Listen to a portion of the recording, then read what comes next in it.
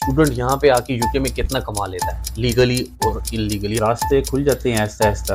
और क्योंकि सबसे जो बड़ा खर्चा है ना यहाँ पे जो भी रह रहा है उस मैं उसकी आउट ऑफ लंदन की आपको कॉस्ट बता देता हूँ। आउट ऑफ लंदन जो ये आज हमने ये जो मिसकंसेप्शन है वो क्लियर कर दिया है।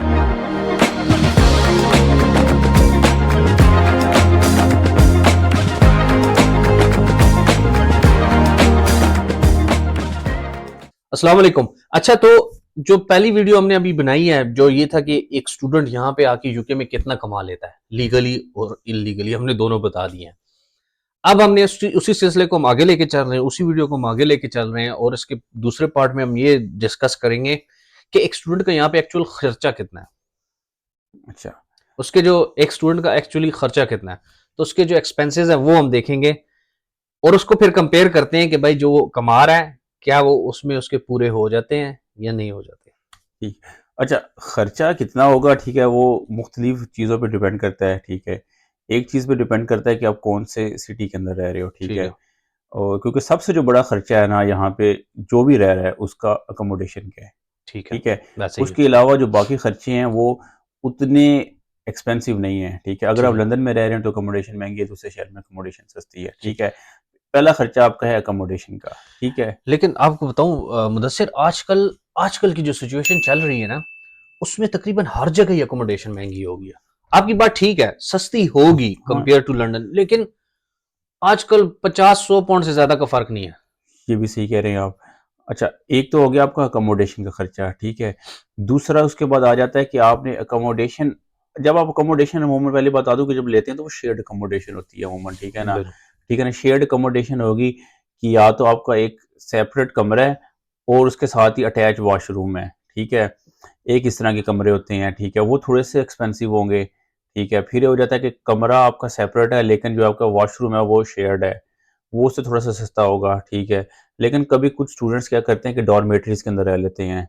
डॉर्मेटरीज मतलब एक कमरे के अंदर 3 से दो। 4 जो है वो बेड लगे होंगे। ठीक है, हम्म।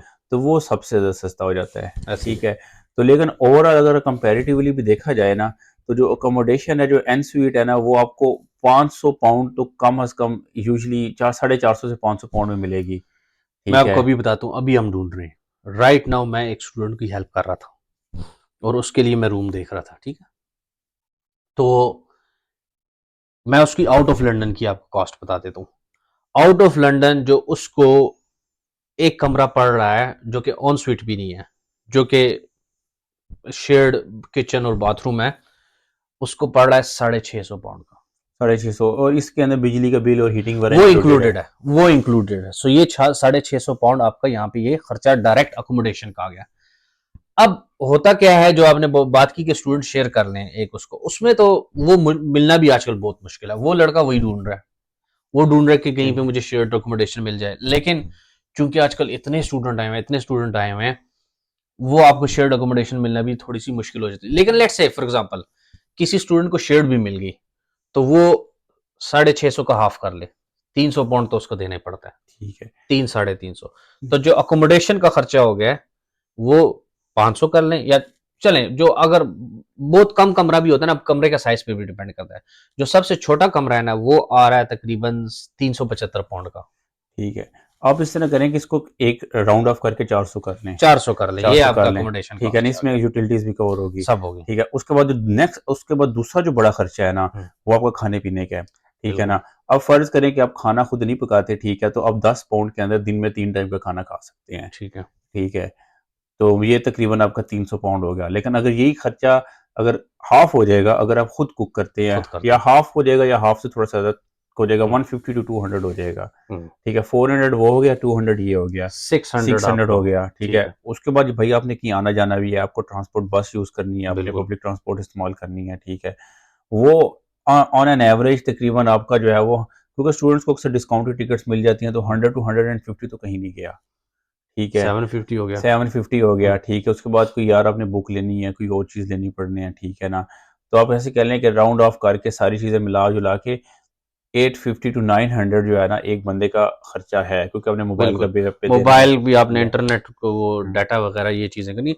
तो जो हमारे जो एवरेज कॉस्ट आ रही है एक स्टूडेंट की, वो सिर्फ उसको अपने आप को पर मंथ मेंटेन करने के लिए 800 टू 900 चाहिए होती है। ठीक है। तो और ये भी हमने कॉस्ट बताई है मोर और लेस शेयर्ड अकोमोडेशन की। और ये अगर हुआ कि यश ही नहीं कर रहे आप, नहीं कर रहे आप याशी, कोई ठीक है नहीं ना, कर रहे। ना इसके अंदर आप यूके की सिगरेटों के पैसे डालें, ठीक है ना, और ना ही आप दारू के पैसे डालें, ऐसे ही ये चीजें नहीं है इसमें। ठीक है। तो अब ये देखें कि जैसे हमने पिछली वीडियो में हमने कहा था कि स्टूडेंट्स कमा कितना रहा है लीगली, तो बेसिकली वो जो कमा रहा है वो उसके महीने के खर्चे में निकल रहा हाँ, है। तो अब अगर कंपेयर करें, जो स्टूडेंट जो कि लीगली कमा रहा है, वो लीगली कमा रहा है 850 पाउंड, और उसका जो खर्चा है वो 950 पाउंड तक आ रहा है, और जो फीसें हैं उसको फिर भी घर से ही मंगवानी पड़ेंगी। वो घर से मंगवा रहा है। तो एक स्टूडेंट अगर वो लीगली यहाँ पे रह रहा है, कोई एक्स्ट्रा काम नहीं कर रहा, वो सिर्फ और सिर्फ अपना आप ही यहाँ आजकल मैनेज कर रहा है, क्योंकि चीजें बहुत महंगी हो चुकी हैं, ठीक है ना। तो जो लोग आ रहे हैं पाकिस्तान से या कहीं से भी, दुनिया के किसी हिस्से से भी आ रहे हैं और ये सोच रहे हैं कि मैं स्टूडेंट आके यहाँ पे जाके घर, जहाँ पे वहां पे जाके ज़मीनें खरीद लूंगा, घर खरीद लूंगा, don't don't even think about it, unless आप लकी हैं, यहाँ पे आपके ऑलरेडी रिश्तेदार हैं या भाई हैं या जो भी हैं, तो वो आपको अकोमोडेशन दे दें फ्री ऑफ कॉस्ट और ये वो, तो देन देयर वी गो। सबसे बड़ा खर्चा ही अकोमोडेशन का, अगर वो आपसे एलिमिनेट हो गया तो आप पैसे बचा लेते हैं। अदरवाइज जो स्टूडेंट आ रहे हैं और वो समझ रहे हैं कि भाई मैंने आके यहाँ पे दरख्तों पे पैसे लगे हुए हैं और मैंने उतारने हैं और मैंने जाके जो है ना वो बहुत अमीर बन जाना है, वो गलत है। तो ये आज हमने ये जो मिसकंसेप्शन है वो क्लियर कर दिया है कि आपको यहाँ के यहाँ पे पैसे दरख्तों में लगे हुए हैं। दूसरी बात, जो इलीगल भी जो कमा रहे हैं पैसे, जैसे हमने कहा, उनकी वो लिमिट पहुंच रही है 1800 पाउंड की, सॉरी 1600-1700। तो 1600-1700 में फिर वो लोग जो है ना, मेरे ख्याल से 600-700 पाउंड जो है वो बचा लेंगे, लेकिन वो 600-700 पाउंड उनकी फीस का खर्चा निकल जाएगा।